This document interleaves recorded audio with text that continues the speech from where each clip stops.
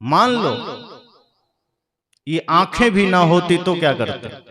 आंख मिली है फ्री में, देखते हैं पूरी दुनिया। अगर ये आंखें भी ना होती, अब जिनकी नहीं है देखो, सोचो ये हाथ ना होते तो क्या होता? हाथ तो मिले हैं ना। पैर ना मिले होते तो क्या होता? पैर मिले हैं ना। सब कुछ तो ठीक है, शरीर स्वस्थ है, सब सही है, फिर क्यों रोना? मेहनत करिए, 2 रोटी ही तो खाना है, छोटा सा आवास ही तो चाहिए। अगर आप श्रम करेंगे इतनी चीजें कभी कम नहीं पड़ेगी। लेकिन मन में आकांक्षा है, मन में कामना है, और कामनाओं की कभी पूर्ति नहीं होती। आवश्यकताएं तो पूरी हो जाया करती है। अगर आपको रोटी की आवश्यकता है, रोटी पूरी हो जाएगी। और अगर कोई 4-5 रोटी में पेट भरता है, आपको 5-6 रोटी की व्यवस्था हो जाएगी।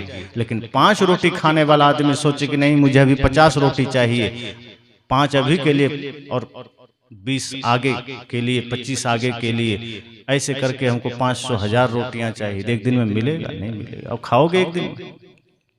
और क्या एक दिन की बनी रोटी सप्ताह भर खाना है? रोज बनाइए, रोज खाइए। हम आवश्यकता के अनुसार अपने आप को ढाल ही नहीं पाते। हमारी कामनाएं बढ़ती चली जाती है। एक जूता खरीदा, मन में आ गया कि नहीं, एक नहीं और 2-4 होना चाहिए।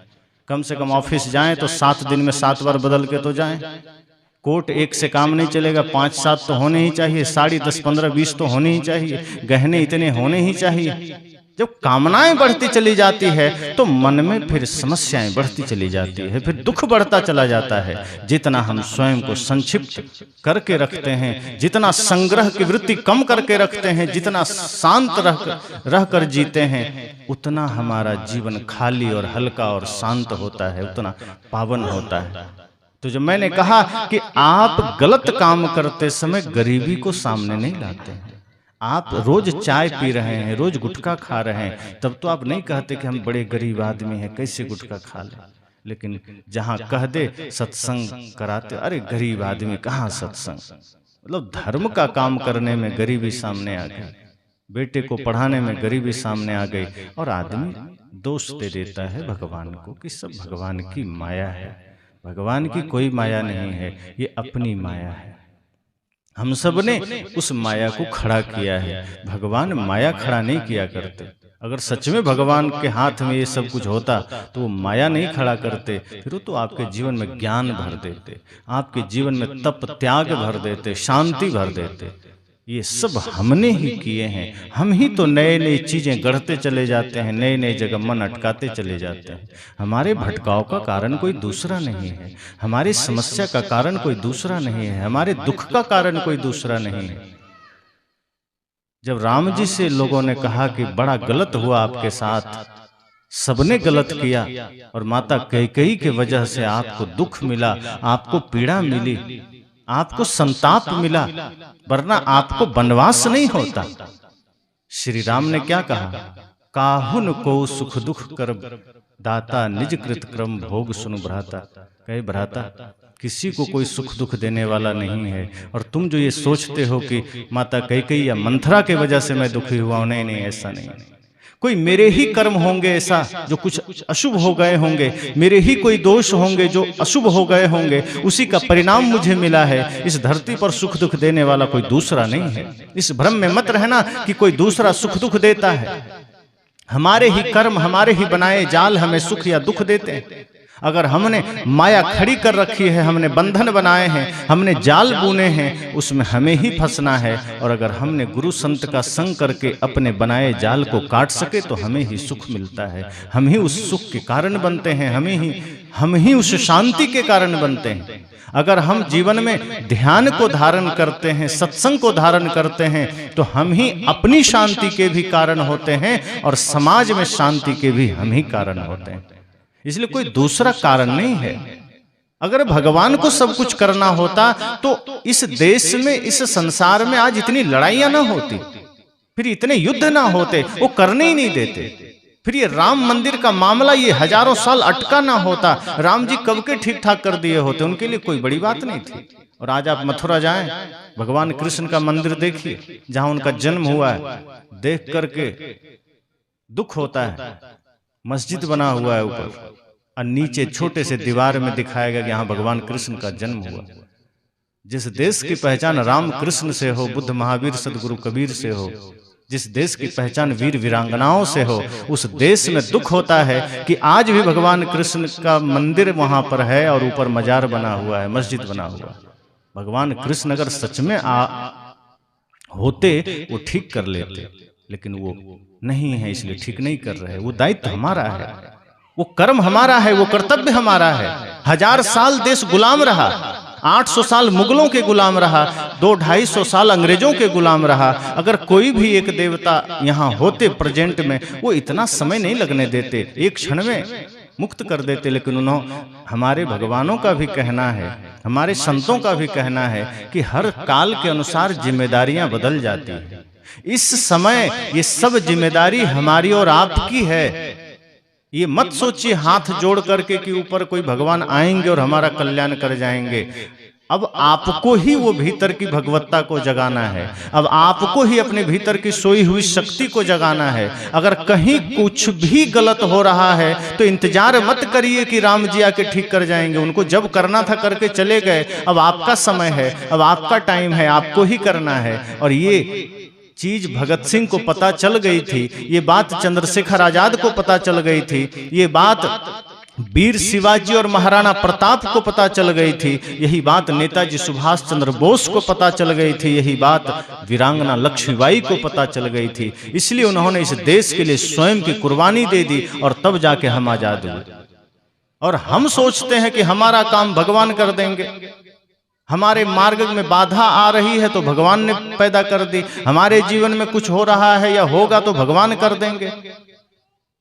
संत कहते हैं ये सारी चेष्टाएं व्यर्थ है। हमें अपनी बंधन को, अपने भ्रम को खुद ही मिटाना है, खुद ही समझना है।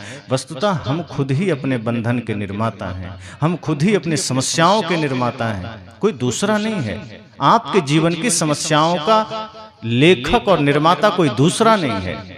आपने ही अपने जीवन का निर्माण किया है, आपने ही अपने समस्याओं का निर्माण किया है। अब यह तय करना है कि हमें आगे क्या करना है। सदगुरु कहते हैं बस आपने खुद को भूला है, आपन पाओ आपो ही विसरियो। अपने से आपने खुद को भूला है, किसी दूसरे ने नहीं। और जब खुद ही खुद को भूले हैं तो खुद ही खुद को याद भी करना होगा, खुद ही खुद का स्मरण भी करना होगा कि आप तो चेतन अखंड आत्मा हैं, अविनाशी हैं। आप शरीर में कैसे लुभा गए? ये आंखें भी तो अजीब है ना, ये बाहर का रूप देख करके और माया का संग करके इतना ज्यादा भ्रम में डाल देती है कि लगता है यही सब कुछ है। इन आंखों से जो जगत हम देखते हैं इससे ज्यादा सत्य फिर कुछ मालूम ही नहीं पड़ता। लेकिन सदगुरु कहते हैं थोड़ी सी चेतना जगाते हैं, थोड़ा सा तप अगर जीवन में उतरे तो शायद विवेक की आंख जग सके। ये चर्म नेत्रों से, ये बाहर की आंखों से हम जो जगत देखते हैं वो तो निश्चय ही सुखद मालूम पड़ता है, माया भी मालूम पड़ता है, एकदम राग रंग से भरा हुआ मालूम पड़ता है। तो उससे हम मुक्त कैसे हो सकते? जगत को देखना है तो विवेक की आंख जगानी पड़ेगी। अगर आपकी कहीं हड्डी टूट जाए, अंदर कोई फ्रैक्चर हो जाए और कैमरा से फोटो लीजिए तो पता नहीं चलेगा, क्योंकि कैमरा में हड्डी आएगी ही नहीं। सब कुछ ठीक मालूम पड़ेगा कि नहीं कुछ नहीं टूटा है। उंगली क्रैक हो जाए, आप मोबाइल से या कैमरा से, कितना बढ़िया कैमरा हो 5 लाख का, आप फोटो लीजिए कुछ भी पता नहीं चलेगा, लगेगा सब बढ़िया ही तो है, फिर कहां टूटा है। यही आंख का काम है। बाहर से लगता है सब अच्छा ही तो है, इतना राग रंग, इतनी खुशियां, इतने ऐशो आराम, इतनी सुख सुविधाओं की चीजें, इतने संसाधन, क्या गलत है? इसी में तो हम डूबे हैं, इसी में तो मन लगा रहे हैं, क्या गलत है? लेकिन सदगुरु कहते हैं ये मोबाइल, ये कैमरा को हटा देना। अगर कभी हाथ, उंगली, पैर कहीं भी फ्रैक्चर हो जाए, हड्डी टूट जाए तो बस एक्सरे मशीन के पास चले जाना। ये वहां कैमरे काम नहीं करते। अगर हड्डी टूट जाए तो ये कैमरे काम नहीं करते, वहां एक्सरे मशीन काम करते हैं। और आप ध्यान देना, एक्सरे मशीन में फिर आपकी बाहर की तस्वीर नहीं आएगी, एक से एक खूबसूरत दिखने वाला इंसान अगर एक्सरे मशीन के सामने खड़ा हो जाए तो उसको देख करके आदमी भाग जाएगा, वो कंकाल ही नजर आएगा, वो भूत नजर आएगा। गलती से अपना ही कंकाल वाला अगर वो निगेटिव देख ले आदमी तो डर जाएगा कि कौन भूत आ गया, क्योंकि एक्सरे मशीन में कोई छिपता नहीं है, कुछ भी बचता नहीं है। अगर सच्चाई देखनी है शरीर की तो एक्सरे मशीन ही दिखा सकती है। एक्सरे मशीन के सामने आपकी हड्डी भी दिख जाएगी, नस भी दिख जाएगी, तब पता चलेगा कि हाँ शरीर में क्या हुआ है। लेकिन कैमरा के सामने जब तक खड़े रहेंगे, अंदर हड्डी में क्रैक है कि टूटी है कि नस दबा है, वो कुछ भी पता नहीं चलेगा। ये आंख भी वही काम कर रही है, ये जगत को देख रही है। इन आंखों से जो भी हम देखते हैं हमें लगता है सब बढ़िया ही तो है, सब खुशनुमा ही तो है, सब चंगा ही तो है। लेकिन जब विवेक की आंख से देखते हैं, वही एक्सरे वाली आंख, जैसे एक्सरे मशीन है ऐसे ही विवेक है। जब विवेक की आंख हम संसार में लगाते हैं तब माया के उस पार का जगत हमें दिखने लग जाता है। फिर माया की सच्चाई हमें दिखने लग जाती है, फिर शरीर संसार की नश्वरता हमें दिखने लग जाती है, फिर शरीर की क्षणभंगुरता हमें दिखने लग जाती है। और जैसे ही विवेक से संसार को हम देखें कि माया का सत्य नजर आया कि भीतर विरक्ति पैदा हो जाती है, फिर भीतर शांति पैदा होने लगती है। क्यों? क्योंकि मन लौटने लगता है, क्योंकि मन तो राग रंग में भुलाया हुआ है। लेकिन जैसे ही सत्य पता चलता है, जैसे ही नश्वरता का भान होता है, मन लौटता है। और जब मन खुद में लौटता है तब सत्य जागृत हो जाता है। कुछ करना थोड़े, सत्य के लिए आपको कोई प्रयास नहीं करना है, प्रेम के लिए आपको कोई प्रयास नहीं करना है। आपने जो बंधन के चादर ओढ़ रखे हैं सिर्फ उसे हटाना है। आपने जो माया समेट रखे हैं सिर्फ उसे हटाना है। जब आनंद के साथ भगवान बुद्ध जा रहे थे, भगवान बुद्ध को प्यास लगी, आनंद से कहा जाओ थोड़ा जल ले आओ। तो पहले ये टोटी, नल, बिस्लेरी आदि की व्यवस्था थोड़ी थी कि कहीं से फिल्टर पानी ले आया, मिनरल वाटर ले आया। नदी, नाले, गड्ढे, कुएं ये सब होते थे। तो आनंद गया, जंगल में ही एक छोटा सा गड्ढा था। वहां देखा कि अभी कुछ ही पल पहले एक बैलगाड़ी निकली थी तो पानी थोड़ा सा गंदा हो चला था। आनंद ने सोचा कि कैसे ले जाएं, बुद्ध को पानी पीना है, प्यासे हैं। तो थोड़ा उसने सोचा क्यों ना इसमें हल्का सा मैं इसको साफ कर दूं। वो हाथ पैर इधर उधर किया तो साफ तो ना हुआ, वो पानी और गंदा हो गया। अब वो और घबराया कि साफ ना हो सका, हम पानी कैसे पिलाएंगे। फिर वो उठा, लाचार होकर के, अनमने भाव से दुखी होकर बुद्ध के पास गया, कहा प्रभु क्षमा करना।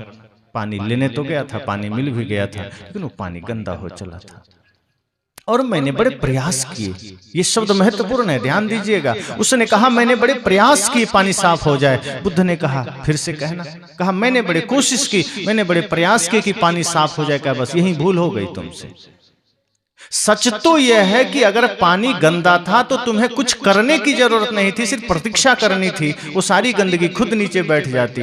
अब उसमें तुम हाथ पैर जितना पटके उतना गंदा होता चला गया, वो उतना दूषित होता चला गया। वहां हाथ पैर पटकने की आवश्यकता नहीं थी, शांत होकर के दृष्टा भाव से देखने की आवश्यकता थी। सारी गंदगी बैठ जाती, जल लेकर चले आते। यही तो जीवन की बात है। हम जितना माया के पीछे भागते हैं, माया उतना तेज गति से आगे भागती है। हमें लगता है हम पकड़ लेंगे, हम कभी पकड़ ही नहीं पाते। इसलिए तो सदगुरु कहते हैं माया छाया एक सी, दोनों की गति एक ही है। जैसे छाया, अगर धूप में आप खड़े हैं और आपकी छाया बन रही है और छाया की तरफ आप घूम जाइए और आप सोचिए कि इस छाया को हम पकड़ लेंगे, आप अनुभव करिए आप कभी पकड़ नहीं पाएंगे। आप जितना भागेंगे छाया आगे आगे भागती चली जाएगी। लेकिन आप घूम जाइए कि नहीं मुझे तुझे नहीं पकड़ना, हम तो अपने रास्ते चलेंगे, फिर माया आपके पीछे लग जाएगी, फिर वो आपके पीछे पीछे भागेगी। सदगुरु कहते यही तो माया का काम है।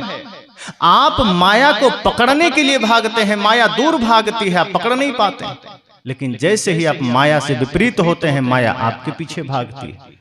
इसलिए सदगुरु कहते हैं अगर दिव्य दृष्टि से, अपने विवेक की दृष्टि से अगर आपने संसार को देखा तो माया भी समझ में आ जाएगी, आपके जीवन के प्रश्न भी समझ में आ जाएंगे, आपके बंधन भी समझ में आ जाएंगे। और जिसे बंधन समझ में आ गया, मुक्ति वहीं घटित हो जाती है। बुद्ध से लोगों ने कहा, आपने क्या किया तो बुद्धत्व को पाया, क्या यत्न किए?